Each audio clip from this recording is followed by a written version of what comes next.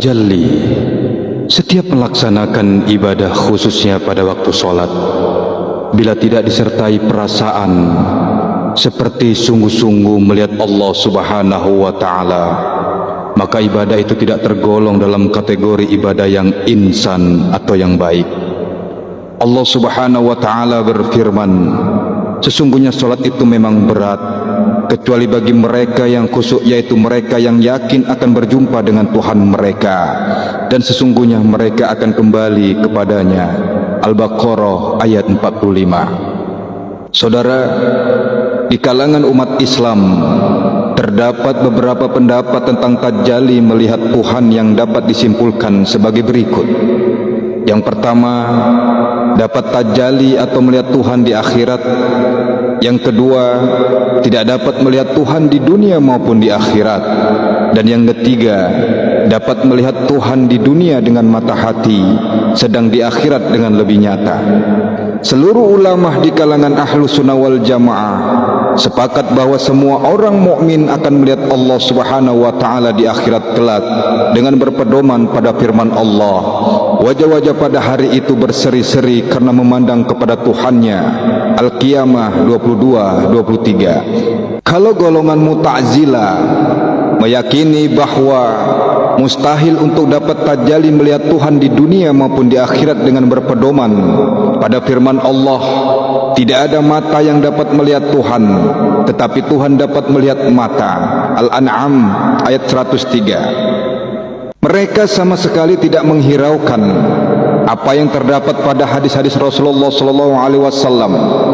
Zamakhsyari, seorang ulama tafsir di kalangan Mu'tazilah, hanya menyatakan mustahil dapat melihat Tuhan di dunia maupun di akhirat, tanpa memberikan penjelasan dan dasar alasan yang lebih meyakinkan.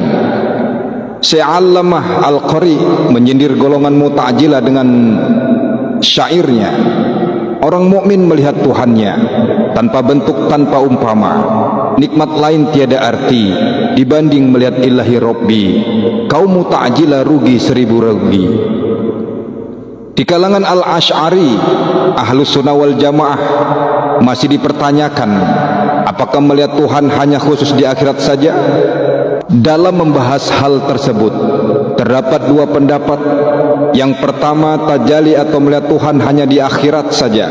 Yang kedua, tajalli atau melihat Tuhan hanya bukan di akhirat saja, tetapi juga dapat tajalli atau melihat Tuhan selagi di dunia ini, yaitu dengan mata batin atau basirah.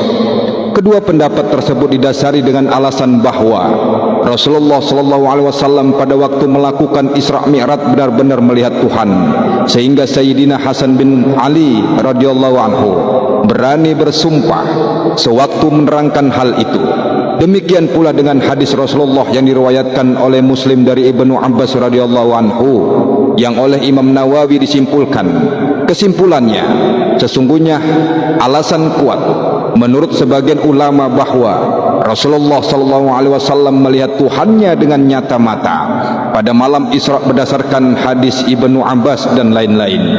Menurut Syekh Ibnu Hajar Haytami tentang Rasulullah SAW melihat Tuhan di malam Isra, di kalangan Ahlus Sunnah telah terjadi kesepakatan tentang masalah Rasulullah melihat Tuhan di malam Mi'raj dengan nyata mata.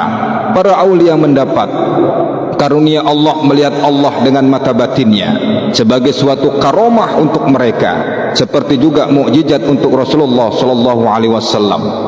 Syekh Abdul Qadir Al-Jailani mengakui hal itu, dan ulama sufi umumnya mengumumkakan apabila ruhania dapat menguasai basyariyah atau fisik, maka pandangan mata berlawanan dengan mata batin.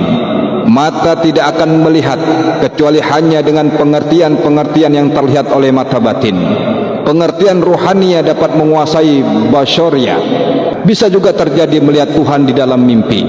Dalam kitab Sirajut Talibin disebutkan, adapun di dalam tidur, sepakat sebagian besar ulama sufi kemungkinan terjadi melihat Tuhan.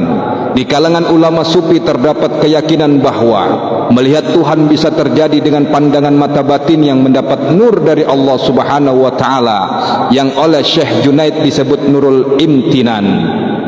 Syekh Junaid terkenal sebagai seorang yang amat warok, seorang waliullah, seorang sufi besar pada zamannya yang tetap teguh memegang syariat. Banyak sekali tokoh-tokoh sufi besar adalah murid-murid beliau, antara lain Abu Ali Ad-Daqqaq, Abu Bakar Al-Attar, Al-Jurairi, At-Tawi dan lain-lain.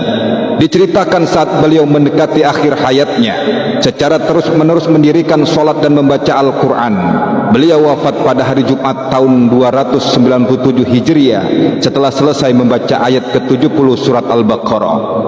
Sehubungan dengan ucapan beliau tentang Tuhan, murid beliau bertanya, "Ya Abul Qasim, apakah engkau dapat melihat Tuhan pada waktu engkau menyembahnya?" Beliau menjawab, "Kami, para arif, tidak akan menyembahnya bila kami tidak melihatnya. Kami juga tidak akan bertasbih untuknya bila kami tidak mengenalnya." Kesimpulannya adalah bahwa melihat Tuhan di dunia sepanjang mendapat para arif bila bisa saja terjadi dengan nur mukasyafat. Dalam hal ini yang perlu diperhatikan adalah bahwa yang dimaksud dengan melihat bukan berarti melihat kunhizatnya, keadaan rupa, bentuk atau warnanya dari zat Tuhan yang mereka istilahkan bi ghairi kaifin wa hasyrin wa darbin min mistalin.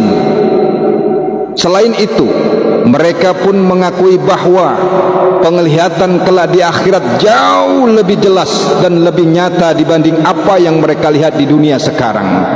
Imam Qurtubi berkata, melihat Allah Subhanahu wa ta'ala di dunia dengan mata hati dapat diterima akal. Kalau sekiranya tidak bisa, tentulah permintaan Nabi Musa alaihissalam untuk bisa melihat Tuhan adalah hal yang mustahil. Tidak mungkin seorang nabi tidak mengerti apa yang boleh dan apa yang tidak boleh bagi Allah.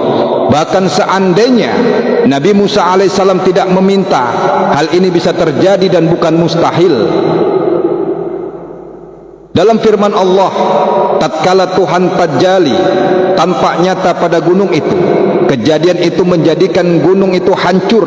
Maka apabila Allah bisa tajali pada gunung, padahal gunung itu adalah benda padat, kenapa tidak mungkin Allah tajali pada rasul-rasulnya dan wali-walinya? Wallahu a'lam bishawab.